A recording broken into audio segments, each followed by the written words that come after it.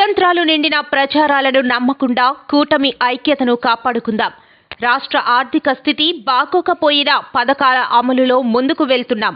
కష్టపడే ప్రతి కార్యకర్తని గౌరవించుకోవాలన్నదే పవన్ కళ్యాణ్ ఆలోచన. పార్టీ కార్యక్రమాలు, ప్రభుత్వ పథకాలను జన సైనికులు, వీర మహిళలు ప్రజల్లోకి తీసుకెళ్లండి. ఏలూరులో జనసేన క్రియాశీలక సభ్యుల ప్రమాద బీమా చెక్కులను అందజేసిన జనసేన పార్టీ పీఏసీ చైర్మన్, రాష్ట్ర పౌర సరఫరాల శాఖ మంత్రి నాదెండ్ల మనోహర్. పార్టీ నాయకులు అందరికీ కూడా మనస్ఫూర్తిగా నమస్కారం. కృష్ణా జిల్లా నాయకుల్ని ఏలూరుకు వచ్చినందుకు వాళ్ళు కూడా మన అందరం తరఫున స్వాగతం పలుకుతున్నారు. వాస్తవంగా ఈ కార్యక్రమం పండగ కన్నా ముందు చేసుకుంటే ఈ కుటుంబాలందరికీ కూడా పవన్ కళ్యాణ్ గారు పంపించిన 5 లక్షల రూపాయల చెక్కును అందించాలని ఒక ప్రయత్నం చేశాం. ఈరోజు పశ్చిమ గోదావరి జిల్లా నుంచి కొంచెం ఎక్కువ వస్తుంది.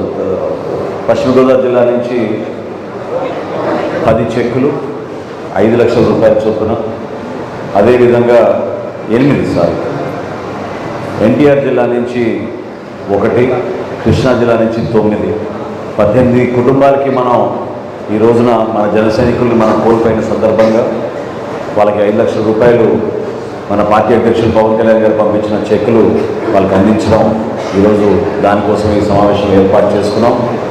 వాస్తవంగా ఇటువంటి కార్యక్రమం ఎప్పుడు కూడా కొంచెం బాధతో ఉంటుంది. ఎందుకంటే ప్రతి ఇంటికి వెళ్ళి ఆ కుటుంబాన్ని గౌరవించుకునే విధంగా, వాళ్ళకు ఒక భరోసా కల్పించే విధంగా ఒక ప్రయత్నం గతంలో మనం చేసేవాళ్ళం. సమయాభావం వలన, అదేవిధంగా మరీ ఆలస్యం అయిపోతే బాగుంటుంది. ఎందుకంటే కుటుంబాలకి ఆర్థిక సాయం ఎంతో అవసరం. ఆర్థిక సాయంతో పాటు మీ అందరం వేదిక పైన ఈరోజు కూర్చుని మీ అందరు కూడా ఆ భరోసా ఇస్తున్నాం. ఆ భరోసా ఏంటంటే పవన్ కళ్యాణ్ గారు ఎప్పుడు మాకు చెప్పేది, మీకు మీ కుటుంబంలో మీ బిడ్డలకి ఎప్పుడు కూడా జనసేన పార్టీ మీకు అండగా నిలబడుతుంది. వాళ్ళ చదువుల విషయంలో కానివ్వండి, వాళ్ళకి భవిష్యత్తులో ఎటువంటి కష్టాలు వచ్చినా కూడా సమిష్టిగా నాయకత్వం ఎప్పుడు కూడా మేము ఆ విధంగా మీకు మీ కుటుంబ సభ్యులకి ఎప్పుడు నిలబడతామని ఆ హామీ ఇవ్వడం కోసమే ఈ కార్యక్రమం ఈ విధంగా ఏర్పాటు చేసుకున్నాం. దాన్ని మనస్ఫూర్తిగా మిమ్మల్ని అందరినీ కూడా దయచేసి అది ఇంటికి వచ్చి ఇవ్వలేకపోతున్నాం అనే బాధతోటి ముందు ఆ తొలి పలుకులు నేను ఈ విధంగా చెప్పడం జరుగుతోంది. రాష్ట్ర వ్యాప్తంగా ఈ రోజుకి లెక్కలు చెప్తే నాకు కూడా ఒక్కోసారి ఆశ్చర్యపోతూ ఉంటాను. పార్టీ సభ్యత్వం ప్రారంభించినప్పుడు ఆ రోజున కోవిడ్ మొదలైంది. ఎవరు కూడా ఆ రోజున పూర్తి స్థాయిలో ఇంత నమ్మకంతో లేరు మన పార్టీ గురించి, మన కార్యక్రమాల గురించి. అయినప్పటికీ మన నాయకులు, మన వాలంటీర్స్ ప్రతి నియోజకవర్గంలో కూడా పవన్ కళ్యాణ్ గారి పిలుపు మేరకు క్రియాశీలక సభ్యత్వం 500 రూపాయల చొప్పున ప్రారంభించాం. మొట్టమొదటి సంవత్సరం 92,000 చేసాం మనం రాష్ట్ర వ్యాప్తంగా. వాస్తవంగా ఆ రోజు ఇందాక చెప్పినట్టు కోవిడ్ ఉండింది. కోవిడ్ ఉన్నా సరే ధైర్యంగా ఇంటింటికి వెళ్ళి ఫోన్ల ద్వారా చాలా పారదర్శకంగా, నిజాయితీగా చేశాం. ఈ కార్యక్రమంలో మీరు గమనించాల్సింది ఏంటంటే, ప్రభుత్వంలో చాలా సంవత్సరాల్లో చాలా పార్టీలు ఉన్నాయి, పదవులు అనుభవించారు, పార్టీ నాయకులుగా వాళ్ళు వ్యవహరించారు, ప్రభుత్వంలో పెద్దలుగా వాళ్ళు వ్యవహరించారు. కానీ సొంత పార్టీ కార్యకర్తల గురించి, నాయకుల గురించి ఎవరు కూడా ఆలోచించలేదు. మిస్డ్ కాల్ సభ్యత్వాలు చేసేవాళ్ళు, ఇంట్లో ఓటర్ లిస్టు తీసుకెళ్ళి సంతకాలు చేసి సభ్యత్వాలు చేసేవాళ్ళు, ఫోటోలు పెట్టి సభ్యత్వాలు చేసేవాళ్ళు.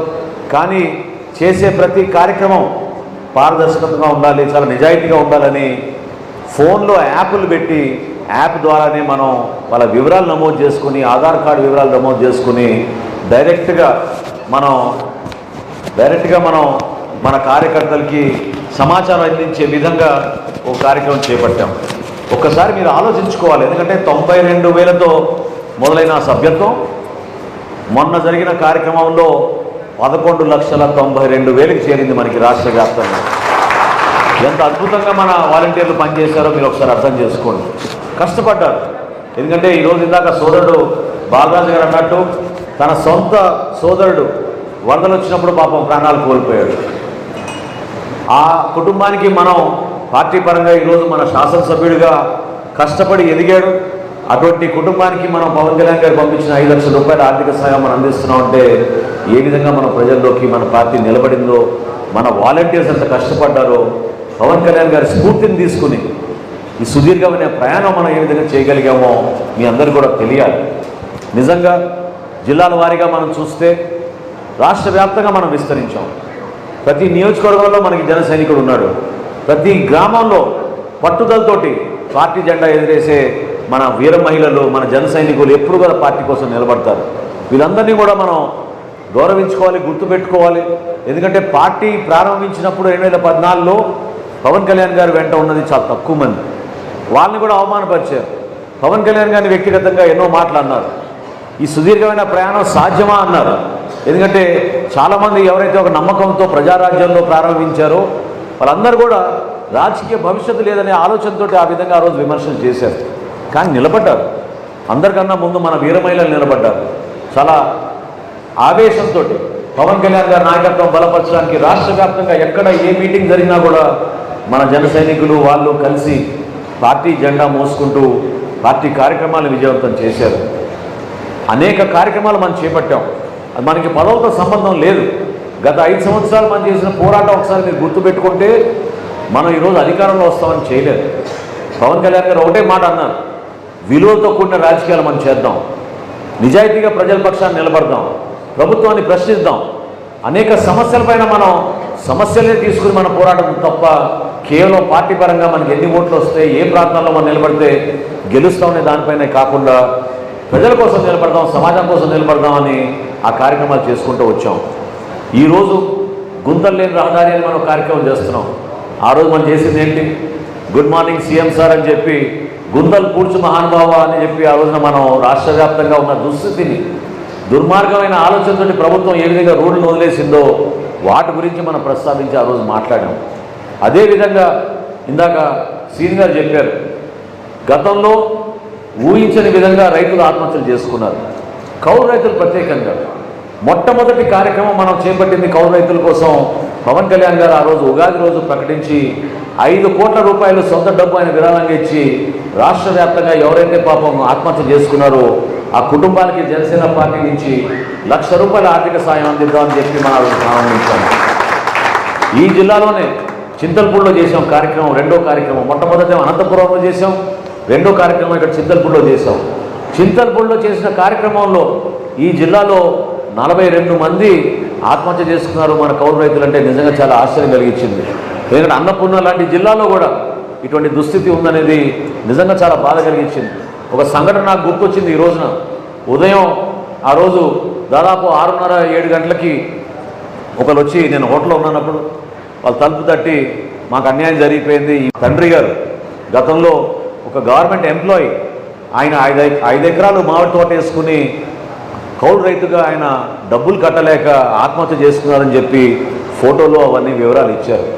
అప్పటికప్పుడు హడావిడిగా మన సిబ్బందిని, మన పార్టీ నాయకుల్ని పంపించి ఇది వాస్తవమా కాదా తెలుసుకుని, వాస్తవం తేలినాక మీడియా మిత్రులతో కూడా మాట్లాడి సమాచారం తెప్పించుకుని అది ఆత్మహత్య నమోదైనా కూడా ప్రభుత్వం నుంచి ఆ కుటుంబానికి డబ్బు అందించలేదు గతంలో.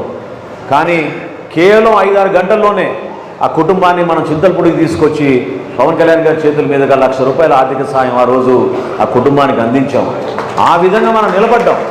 పార్టీలో ఏ కార్యక్రమం చేసినా కూడా మనం ఆశ్చర్యకరమైన విషయం ఏంటంటే పవన్ కళ్యాణ్ గారు ఇచ్చిన 5 కోట్ల రూపాయలతోటి రాష్ట్ర వ్యాప్తంగా, ప్రపంచవ్యాప్తంగా మన జనసేన పార్టీకి సంబంధించిన నాయకులు, ఇతర దేశాల్లో నివసిస్తున్న మన ఎన్ఆర్ఐలు అందరూ కూడా వచ్చి స్వచ్ఛందంగా మనకి లక్షల రూపాయల్లో విరాళాలు ఇచ్చి దాదాపు 1,400 రైతులకి రాష్ట్ర వ్యాప్తంగా మనం ₹1,00,000 చొప్పున అందించగలిగాం.